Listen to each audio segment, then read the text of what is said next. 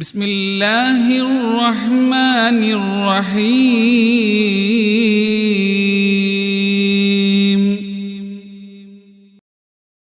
ഈ സാഹചര്യത്തിലാണ് പ്രിയപ്പെട്ടവരെ, സഹോദരങ്ങളെ, വിശുദ്ധമായ ഖുർആന്റെ ചില ആയത്തുകൾ നമ്മൾ പഠിക്കേണ്ടത്.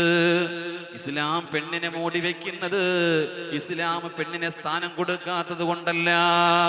ഇപ്പൊ ഹേമ കമ്മീഷൻ കൊണ്ടുവന്നിരിക്കുന്ന റിപ്പോർട്ടിൽ 250 പേജിന്റെ താഴെ 300 പേജ് ഉണ്ടായിരുന്നു എന്നാണ് പത്രവാർത്ത.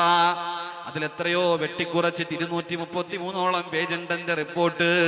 ആ റിപ്പോർട്ട് കയ്യിൽ കിട്ടി വായിക്കാൻ പറ്റിയിട്ടില്ല. പക്ഷേ അതിൽ ഭൂരിഭാഗം വരുന്ന പേജുകളിലും വരുന്ന വാർത്തകൾ അതിഗുരുതരമായ വാർത്തയാണ്. വർത്തമാന കാലഘട്ടത്തിലെ പത്രമാധ്യമങ്ങളിൽ ഈ കഴിഞ്ഞ ദിവസങ്ങളിൽ പല സിനിമാ നടിമാരും പറയുന്നുണ്ട്, എനിക്കും അനുഭവമുണ്ട്. വിശുദ്ധമായ ഖുർആൻ കേട്ടോ. ഇവിടെയാണ് പ്രിയപ്പെട്ട സഹോദരാ, അള്ളാഹു വിശുദ്ധമായ ഇസ്ലാമിൽ പെണ്ണിന് കൊടുക്കുന്ന സ്ഥാനം എന്തെന്നറിയോ? വിശുദ്ധമായ ഖുർആൻ പറയുന്നുണ്ട്, വഇദാ ബുശ്ശിറ അഹദുഹും ബിൽഉൻസാ ളല്ല വജ്ഹുഹു മുസ്വദ്ദൻ വഹുവ ഖലീം. ഒരു പെൺകുട്ടി ജനിച്ചാൽ ആ പെണ്ണിനെ കൊണ്ടുപോയി കുഴിച്ചു മൂടിയിരുന്ന ഒരു കാലഘട്ടമുണ്ട്.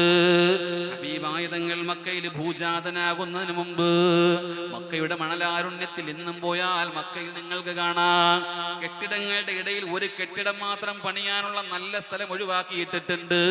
അവിടെയാണ് ബഹുമാനപ്പെട്ട സുമയ്യ ബീവി റളിയല്ലാഹു അൻഹയുടെ ഖബറുള്ളത്. ഉംറയ്ക്ക് പോകുന്നവരൊക്കെ പോയി കാണാറുണ്ട്. അവിടെ വിജനമായ ഒരു സ്ഥലമാണ്. ആ സ്ഥലത്ത് വേറെ കെട്ടിടങ്ങളൊന്നുമില്ല. അവിടെ ഒരേ ഒരു ഖബറേ ഉള്ളൂ. അത് സുമയ്യ ബീവി റളിയല്ലാഹു അൻഹയുടെ ഖബറാണ്. ചുറ്റും ഇങ്ങനെ നിരന്ന് കിടന്നിരുന്ന സ്ഥലമേതെന്നറിയോ? ജനിച്ച പെൺകുട്ടികളാണെങ്കിൽ കൊണ്ട് കുഴിച്ചു മൂടിയിരുന്ന സ്ഥലമാണ്. അവിടെ സൗദി ഗവൺമെന്റ് പലപ്പോഴും കെട്ടിടമുണ്ടാക്കാൻ നോക്കിയിട്ട് നടന്നിട്ടില്ല. അത് തകർന്നു പോകുന്നു എന്നാണ് പറയുക. അത്രത്തോളം ഇരുളടഞ്ഞ ഒരു സ്ഥലമുണ്ട് മക്കയുടെ കഅബയുടെ ചാരത്ത്. അവന്റെ തൊട്ടടുത്താണ് ബഹുമാനപ്പെട്ട അബൂബക്കർ സിദ്ദീഖ് റളിയല്ലാഹു അൻഹുവിന്റെ വീടുള്ളത്. ഇതൊക്കെ അവിടെ പോയാ കാണുന്ന കാഴ്ചകളാണല്ലോ സഹോദരങ്ങളെ. നമ്മൾ ചിന്തിക്കണേ, ഗർഭിണിയായ ഒരു പെണ്ണ് ആ മക്കയിലൊന്നുണ്ടായാൽ ആ പെണ്ണിനെ കൊണ്ടുപോയി ഖബറിന്റെ ചാര ഒരു കുഴി കുഴിച്ചിട്ട് ആ ഖബറിന്റെ ചാര ഇങ്ങനെ ഇരുത്തും. പ്രസവിക്കുന്നത് ആൺകുട്ടിയാണെങ്കിൽ ആ ആൺകുട്ടി എടുത്തുകൊണ്ട് തിരിച്ചുവിടും. പെൺകുട്ടിയാണെങ്കിൽ ആ കുഞ്ഞിനെ അപ്പൊ തന്നെ ആ മണ്ണിലോട്ട് ജീവനോടെ കുഴിച്ചു മൂടുന്ന 1400 കൊല്ലങ്ങൾക്ക് മുമ്പുള്ള കഥയാണിത്. ഈ സാഹചര്യത്തിലാണ് ഹബീബായ മുഹമ്മദ് മുസ്തഫ സല്ലല്ലാഹു അലൈഹി വസല്ലമ തങ്ങൾ ഭൂജാതനായത്. ചരിത്രകാരന്മാർ വിശേഷിപ്പിച്ചു ഡാർക്ക് ഏജ് എന്നാണ്, ഇരുണ്ട കാലഘട്ടം എന്നാണ്. സഹോദരങ്ങളെ, വേഗത്തിൽ പറഞ്ഞു പോവുകയാണ്, സമയം കുറവാണ്. ഇവിടെയാണ് വിശുദ്ധ ഇസ്ലാമിൽ പെണ്ണിന്റെ സ്ഥാനം കൊണ്ടുവരുന്നത്. പെണ്ണിന് സ്ഥാനമില്ല, പെണ്ണ് ഇസ്ലാമിൽ അടിമയാണെന്ന് പറയുന്നവരെ നിങ്ങൾ പറയണം, ഹേമ കമ്മീഷന്റെ മറുപടി. പെണ്ണൊന്ന് ശരീരം മറയ്ക്കാൻ പറയുന്നതിന്റെ പേരിൽ ഇസ്ലാം കാടത്തത്തിന്റെ മതമാണെന്ന് സോഷ്യൽ മീഡിയയിലും വാർത്താചാനലും കയറി പുലമ്പുന്നവര് അവര് പറയണം ഇതിന്റെ മറുപടി. എന്തുകൊണ്ട് പിന്നെ ഹേമ കമ്മീഷൻ വ്യഭിചാരത്തിന്റെ കഥകൾ പറയുന്നു, കുത്തഴിഞ്ഞ കഥകൾ പറയുന്നു?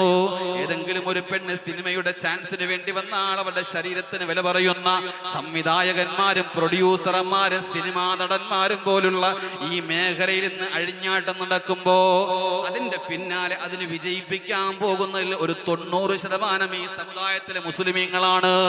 ഈ റമദാൻ മാസത്തിലും 2018 എന്ന് പറഞ്ഞ സിനിമ ഇറങ്ങിയപ്പോ തറാവീഹ് പോലും ഉപേക്ഷിച്ചിട്ട് ആ സിനിമാ തിയേറ്ററിൽ പോയി കണ്ടത് ഈ മുസ്ലിം സമുദായത്തിന്റെ ബഹുഭൂരികം ചെറുപ്പക്കാരാണ്.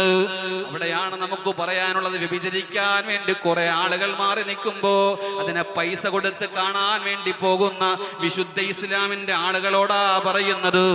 അതിന്റെ ബഹുഭാഗത്തിൽ നിന്ന് ഇസ്ലാമിനെ വിമർശിക്കുന്നവര് പറയുന്നുണ്ട് ഇസ്ലാമിൽ പെണ്ണിന് സ്ഥാനമില്ല എന്ന്. അതിന് ചുട്ട മറുപടിയാ വിശുദ്ധ ഖുർആൻ പറയാ. മറുപടി അല്ലാഹുവിന്റെ ഖുർആൻ പറയുന്നു, യാ അയ്യുഹൻ നബി, അല്ലയോ നബിയേ. ഹിജാബിന്റെ ആയത്തിറങ്ങുന്നപ്പോഴാ നമുക്ക് ഇപ്പോഴും ബോധമായിട്ടില്ലല്ലോ. നമുക്ക് വല്ല ബോധമുണ്ടോ? നമ്മുടെ മകളുടെ കല്യാണത്തിന്റെ അന്ന് നമ്മുടെ മകളെ കെട്ടിച്ചമപ്പിച്ച് കുട്ടിയിട്ടുകൊണ്ട് സ്റ്റേജിൽ കൊണ്ടുപോയി വ്യഭിചരിക്കാൻ നിർത്തല്ലേ? അതിന് ഈ തലമുറയ്ക്ക് വല്ല കുഴപ്പമുണ്ടോ? ഒരു കുഴപ്പമില്ലല്ലോ.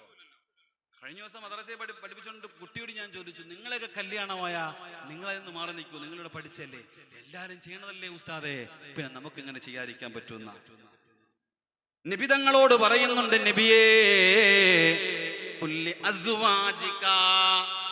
നബിയെ എന്ന് പറഞ്ഞാൽ നബി തങ്ങളോട് മാത്രമല്ല കേട്ടോ, വർത്തമാന കാലഘട്ടത്തിലെ 2024 ഡേറ്റ് എത്രയാ, 23-ാം തീയതി ഈ ജുമാ ദിവസത്തിൽ ഈ പള്ളിയിലിരിക്കുന്ന വാപ്പമാരായ നട്ടലിന്റെ സ്ഥാനത്ത് വാഴപ്പിണ്ടി അല്ലാത്ത, പ്ലാസ്റ്റിക് അല്ലാത്ത നല്ല നട്ടലുള്ള തന്തമാരോട് ഖുർആൻ പറയാ ഖുർആൻ, കുല്ലി അസ്വാജിക്, നിന്റെ ഭാര്യമാരോട് നീ പറയണം, വബനാതിക്, നിന്റെ പെൺമക്കളോട് നീ പറയണം, വനിസാഇൽ മുഅ്മിനീൻ, ഒരു ഭാഗം വരുന്ന മുഅ്മിനീങ്ങളായ പെണ്ണുങ്ങളോടും പറയണം.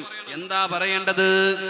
യുദ്നീന അലൈഹിന്ന മിൻ ജലാബീബിഹിന്ന, അവരെ മൂടുപടങ്ങളെ ഒന്ന് താഴ്ത്തിയിടാൻ പറ നബിയേ. ഇതാ മൂടുപടം, ഇതൊന്ന് താഴ്ത്തിയിടാൻ പറയണം, ഇങ്ങനെ ഒന്ന് ഇടാൻ പറയണം, മുഖം മറ്റുള്ളവരെ കാണാതിരിക്കും. മൂടുപടം ഒന്ന് താഴ്ത്തിയിടാൻ പറയണം. ഇതാണെന്ന് അനുവദിക്കാത്തത്. അനുവദിക്കാത്തവരുടെ കഥകളാണ് ഹേമ കമ്മീഷൻ റിപ്പോർട്ട് ചെയ്തത്. എങ്ങനെയുണ്ട്? ഖുർആൻ പറയുന്നു, എന്തിനു വേണ്ടിയാ നിന്റെ മുഖത്തിങ്ങനെ മൂടുപടം ഒന്ന് താഴ്ത്തിയിടാൻ പറഞ്ഞത്? എന്തിനാണെന്ന് ഖുർആൻ പറയാ. എന്തിനെന്നറിയോ? അറഫ എന്ന് പറഞ്ഞാൽ ശരിക്കും അവിടെ അറിഞ്ഞു എന്നാണ് അർത്ഥം വെക്കേണ്ടത്. ഖുർആൻ മുഫസ്സിരിങ്ങൾ അങ്ങനെയല്ല അർത്ഥം വെക്കുന്നത്. എടി പെണ്ണേ, നീ റെസ്പെക്ട് ചെയ്യപ്പെടാൻ വേണ്ടിയാണ്, നീ ആദരിക്കപ്പെടാൻ വേണ്ടിയാണ്, നീ ബഹുമാനിക്കപ്പെടാൻ വേണ്ടിയാണ്, കണ്ട അണ്ടനും അടകോടനും നിന്നെ നോക്കി വ്യഭിചരിക്കാതിരിക്കാൻ വേണ്ടിയാണ്. നീ ഇടങ്ങേറാവാതിരിക്കാൻ വേണ്ടിയാണ്, നിന്റെ ശരീരം മറച്ച് നിന്റെ ചുണ്ട് കാണാതിരിക്കാൻ, നിന്റെ മുഖം കബലം കാണാതിരിക്കാൻ. ഇത് മറ്റുള്ളവർ നോക്കുമ്പോ ആണുങ്ങൾക്ക് വികാരമുണ്ടാകും.